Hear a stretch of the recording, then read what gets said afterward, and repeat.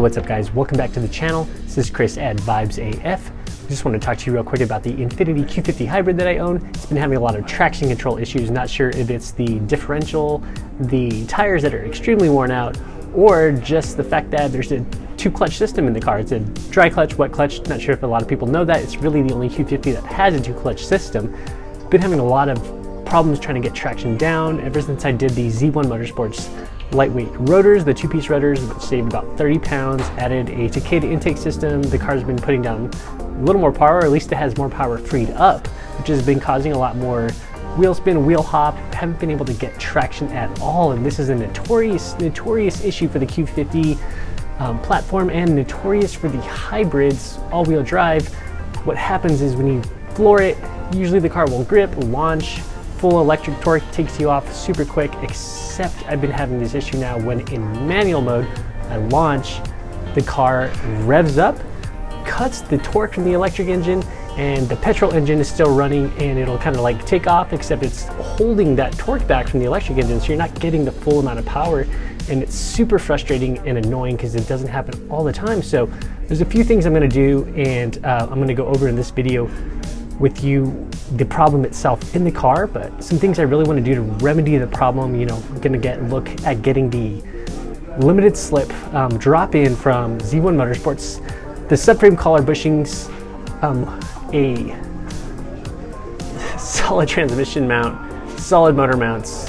Hopefully all this can just work in tandem together, and along with some lighter wheels and grippier tires. That's my boy Jordy in the background. And shout out, I'll drop his Instagram down below. Yeah, hopefully all this stuff will work in tandem to help the car actually launch and be the vehicle that I always thought it was. Otherwise, I definitely will be looking into trading in the car for either a Red Sport, Q50, Q60, or, you know, actually I do have my eyes set on a Tesla Model 3 Performance 2021, maybe for next year, we'll see. However, I love the brand, love the platform, gonna stick with it as long as I can. However, I've gone on too long, guys. Let's get to the video. Let's jump in the car. Okay, you guys, here's the traction control issues I've been having with the hybrid.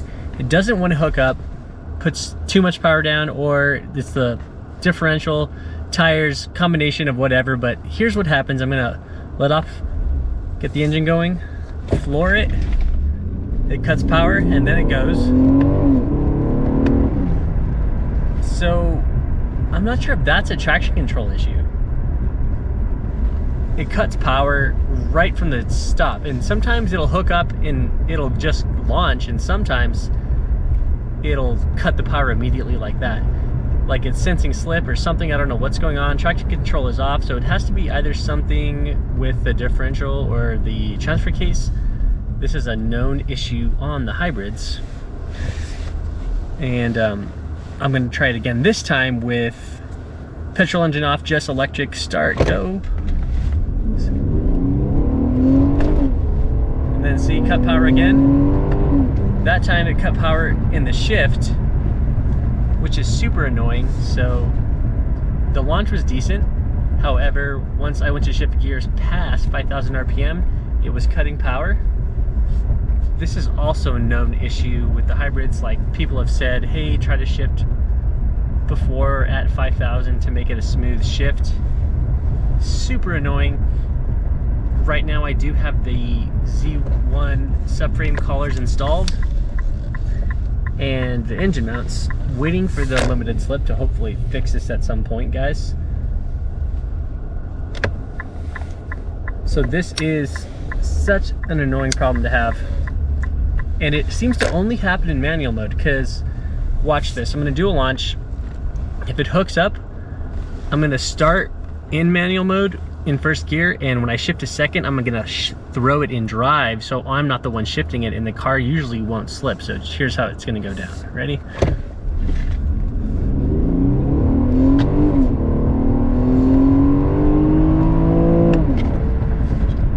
So that was pretty decent. However, I had to throw it in drive there as it was shifting into second gear. So it's kind of weird to want to race around like that and not be able to have manual control all the time, I guess, if you're gonna be pure launch scenarios or a dig race, whatever. But I'm finding it super annoying that I can take off sometimes and I get that dead stall thud, especially if the engine is revved up, because you're supposed to get the fastest 0 to 60 with the engine revved up. So you start with engine on, this should be the fastest 0 to 60, you go, and then you try to shift, cuts power. I'm super frustrated by that. So I'm hoping to fix this issue. It's really annoying, really annoying. Hoping I've got some things in line that I want to do, hoping a limited slip differential will fix that. This is all-wheel drive. Hoping Z1 subframe collars, a solid transmission mount, and a solid engine mount all coupled together will kind of fix this issue, because I mean, this car would be solid and amazing if we could just fix it. See, cut power, and then power kicks in. Definitely not enjoyable, and almost has me on the verge of wanting to trade this car in. Literally, feel like a Red Sport or something different. However, I do love the brand. I support the platform. But this has got to change, and I just wanted to illustrate that, guys, for you. This is a common issue, traction control launch issue on the hybrid Q50s all-wheel drive. Not sure if people also experience this for rear-wheel drive. However, this is my experience with the all-wheel drive platform. Let me kind of just reiterate, what's happening is it's cutting the torque from the electric motor. So like you come to a spot where you want to floor it, you get on it. That was a solid shift, but it wasn't from a launch. So it'll happen a lot of time when you really get on the power only in manual mode, and as you're shifting into second gear, cuts the torque. That time it was solid, of course. So it can be kind of sporadic, you guys. It's makes me feel unreliable as far as like how it puts power down, because like I can shift the same exact way and it doesn't always do it. So I'm not sure if it is a limited slip thing. Let's take off here. Oh, cut power, then it goes, cutting power.